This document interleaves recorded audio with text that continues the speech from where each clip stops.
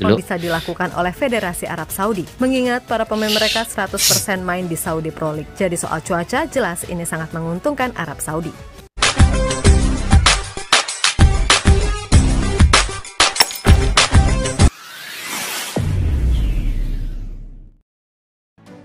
Assalamualaikum dan salam persaudaraan, salam sepak bola. Selamat bertemu kembali guys di channel Askalani Studio.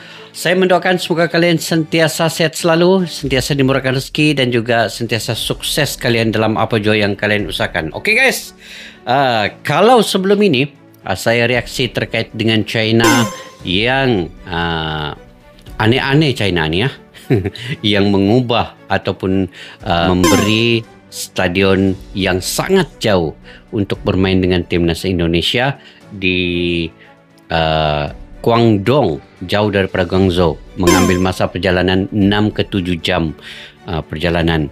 Tetapi ini semua telah ditanggapi oleh Bapak Erick Thohir dengan membawa pesawat jet pribadi. Dan kini Arab Saudi juga ikut-ikutan aneh-aneh juga ya dengan China ni. Kalau China membawa Indonesia ke stadion yang jauh dan berhawa dingin, Arab Saudi juga kini mungkin akan ikut-ikutan, tapi tidak tahu apalah yang dia mau ikut-ikutkan dengan China ni. Sekarang ini guys, Indonesia ni sebagai semacam satu bebanan kepada tim-tim lainnya. Mereka melakukan apa saja untuk mereka bisa mengalahkan Indonesia. Walhal Indonesia masih lagi belum bermain pun dan memperlihat pun cara permainan mereka yang sebenar di putaran ketiga ini, tetapi tim-tim lain nampaknya sudah ketar-ketir guys, sudah macam membuat strategi-strategi serangan psikologi kepada timnas Indonesia ini. Oke guys, kita simak dulu video yang ingin saya reaksi pada hari ini, yaitu nggak usah aneh-aneh sama mereka. Mancini sentil SAFF yang ingin ikut-ikutan China. FIFA siap turun tangan. Ini apa pula ini? SAFF ini bahagian kawasan di negara Arab punya persekutuan sepak bola di situ. Termasuklah juga Arab Saudi ini. Oke, tidak apa, kita semak dulu video ini, baru saya akan dapat memberi ulasan terkait apa yang ada dalam video ini guys. Yuk.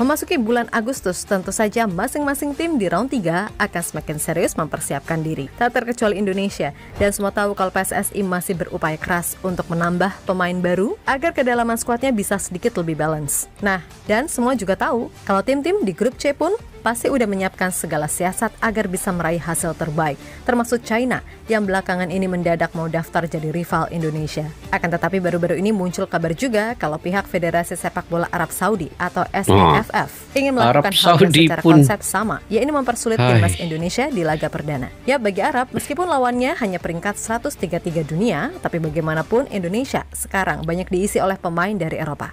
Namun apa yang menjadi pemikiran SAFF nyatanya mendapatkan sedikit warning dari sang pelatih Roberto Mancini, di mana pelatih asal Italia itu meminta pihak federasi untuk bersikap sewajarnya aja tak kalah menjamu Indonesia di partai perdana. Karena menurut Mancini, semua pemain timnas Arab Saudi akan melakukan yang terbaik untuk mempersembahkan kemenangan di depan para pendukung sendiri. Di sisi lain, Pak Erick sendiri kayaknya juga akan berupaya melakukan apapun agar di laga tandang para pemain timnas Indonesia benar-benar bisa merasa nyaman, agar ketika bertanding mereka bisa fokus 100% dan bermain maksimal. Inilah ini guys, sebenarnya perlawanan di putaran ketiga ini kita mainlah secara sportivitas kan. Lagipun Indonesia ini baru juga lolos ke putaran ketiga. Timnas Arab Saudi sesuai jadwal akan menjadi lawan pertama Indonesia di round 3 nanti, 5 di mana skuad September. Garuda akan lebih dahulu bertandang ke sana dengan misi minimal meraih 1 poin. Memang segala hal bisa terjadi karena bukan hal yang mustahil juga skuad Garuda bisa meraih kemenangan. Namun melihat gimana rencana Arab untuk menjamu Indonesia, rasa-rasanya perjuangan JISS dan kawan-kawan dirasa memang berat. Yap, dilansir dari SAFF, kalau pihak Federasi Arab Saudi memutuskan akan menjamu Indonesia di Stadion King Abdullah adalah Sport City, di mana stadion itu dianggap sebagai stadion yang cukup angker bagi tim-tim lawan. Karena selama main di sini, Arab Saudi belum pernah kalah. Yap, sejak dibuka pada tahun 2014 yang lalu, Arab Saudi telah meraih kemenangan sebanyak 10 kali, sementara 2 lainnya berakhir imbang. Dan salah satu tim besar Asia yang pernah merasakan angkernya stadion ini adalah Jepang, saat mereka dikalahkan Arab Saudi 1-0 di kualifikasi Piala Dunia 2022. Nah, sebenarnya tantangan yang paling ditakutkan oleh tim Garuda saat main di sini tentu saja adalah suhu panas yang sering banget terjadi di stadion ini. Semua tahu jika Arab Saudi dikenal sebagai negara yang panas, dan panasnya di sana itu beda dengan Indonesia. Nah, diketahui kalau rata-rata stadion ini memiliki suhu sekitar 30-32 derajat, namun bisa saja suhu tersebut naik drastis menjadi 38 hingga 40 derajat Celcius. Mungkin jika di malam hari, suhu di sana nggak begitu panas, tapi kalau tiba-tiba Arab mengajukan jadwal menjadi sore hari, yaitu berabe. Karena semua ingat kan betapa tersiksanya para pemain Indonesia yang berasal dari Eropa ketika main sore hari melawan Irak. Dan bisa aja hal yang sama bisa. Tapi guys, untuk jadwal ini saya pun kurang pastilah kenapa jadwal ini kadang-kadang tuan rumah bisa membuat jadwal sendiri. Bukankah jadwal ini FIFA sudah tentukan main di stadion mana, kemudian pada pukul berapa, pada jam berapa main. Ini macam negara masing-masing ini sesuka hati untuk main di stadion mana, jam berapa, main sore kah atau malam kah. Itu sepatutnya memang dijadwalkan FIFA yang sudah menentukan segala-galanya ini kan.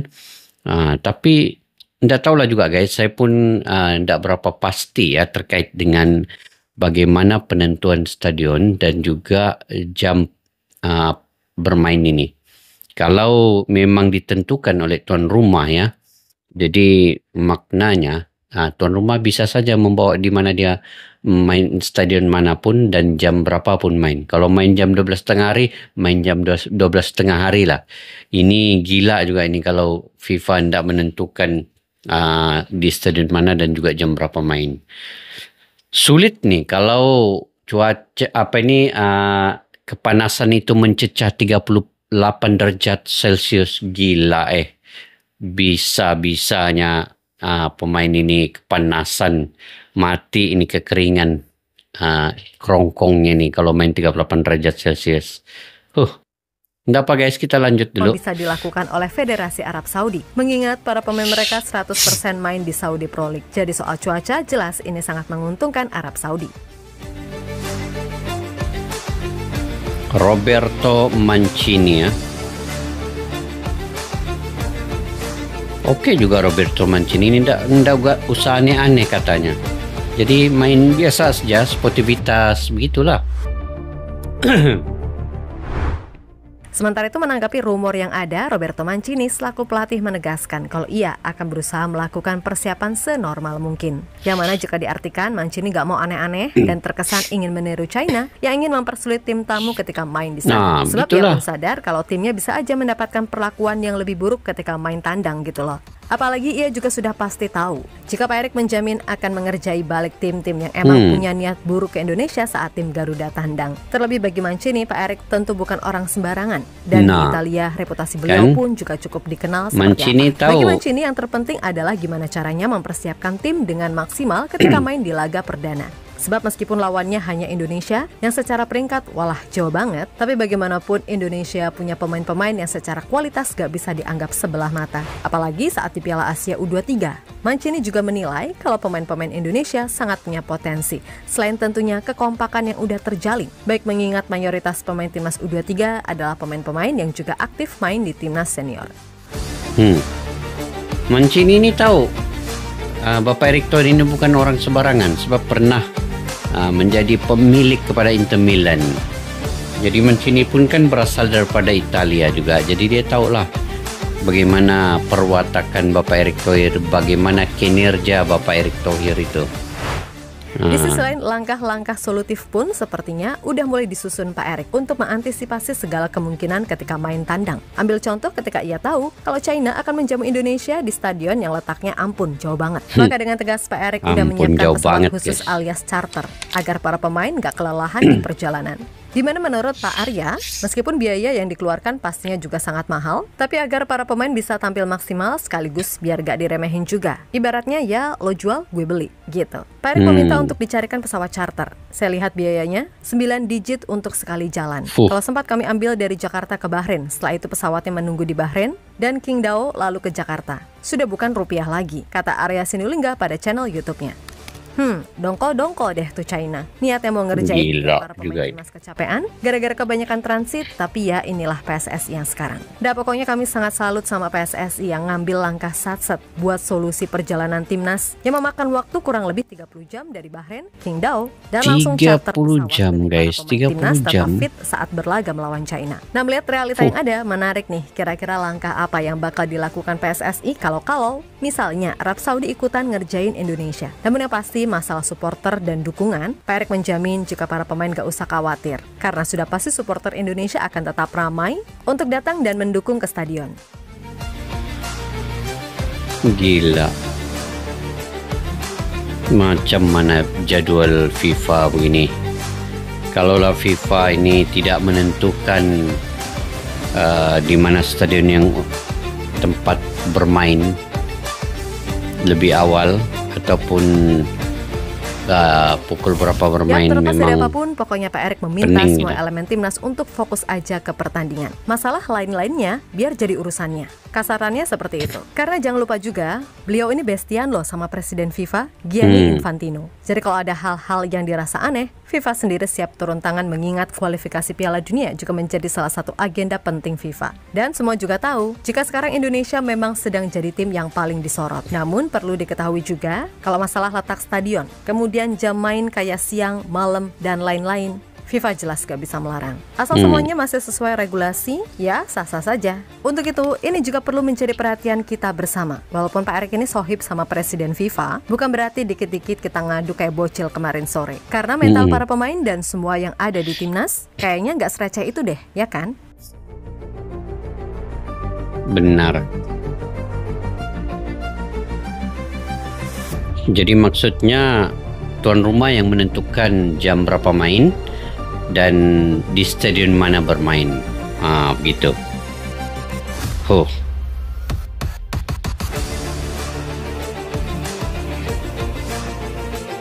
Kan pemain tambahan buat timnas Indonesia, karena ya sudah pasti itu sangat-sangat dibutuhkan.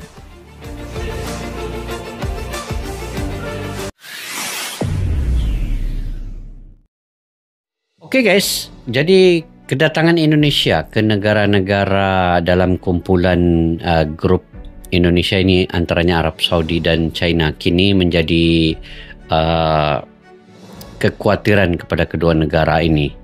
Jadi jangan pula selepas ini Jepang dan juga Australia juga menyulitkan Indonesia. Sekarang ini semenjak Indonesia di bawah Bapak Erick Thohir kan, dipegang oleh Bapak Erick Thohir, ada sejak yang perkara-perkara yang menyulitkan Indonesia ini. Mungkin mereka juga iri melihat kinerja Bapak Erick Thohir.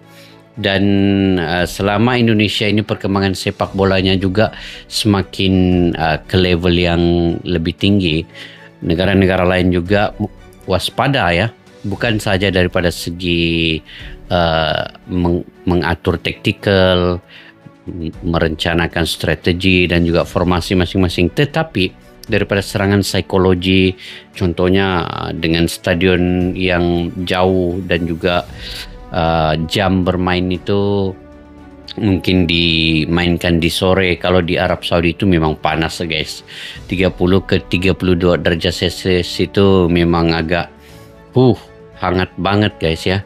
Jadi itu juga mungkin salah satu daripada strategi tuan rumah. Kalaulah FIFA tidak menentukan stadion mana yang digunakan dan juga pukul berapa jam bermain ini, maka Indonesia akan bisa saja diremehkan oleh negara-negara lain dengan menyulitkan pergerakan timnas Indonesia juga. Dan pemain-pemainnya sudah pasti akan capek dengan keadaan sedemikian. Tetapi apapun guys, seperti yang Bapak Erick Thohir katakan, pemain-pemain harus terus fokus dengan stamina, dengan taktikal, formasi dan kecergasan kebugaran mereka mengikut taktikal yang diatur oleh Sinteyong. Dia akan menguruskan segala hal lain yang selain daripada pemain ini.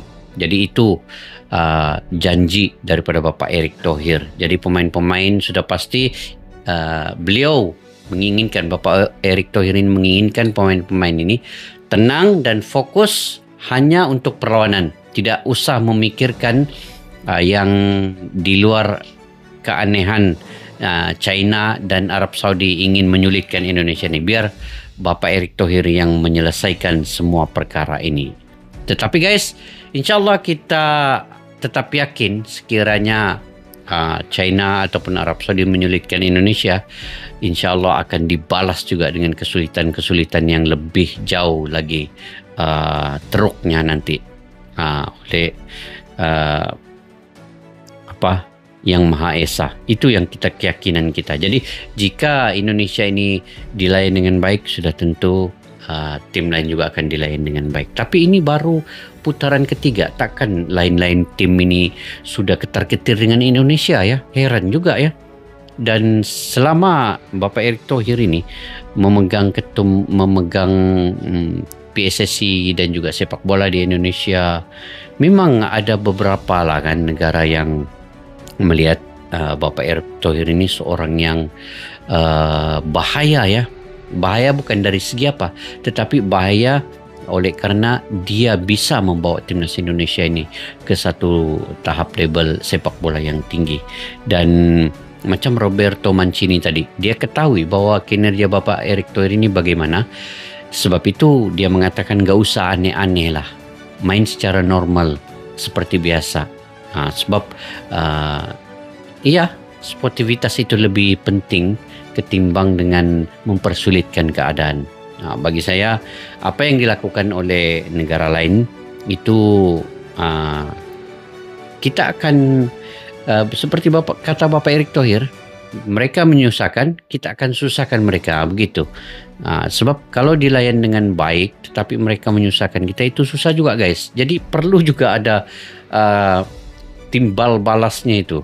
Sebab bukan senang ya untuk masuk ke putaran ketiga ini kalau dengan keadaan gini sudah diremehkan.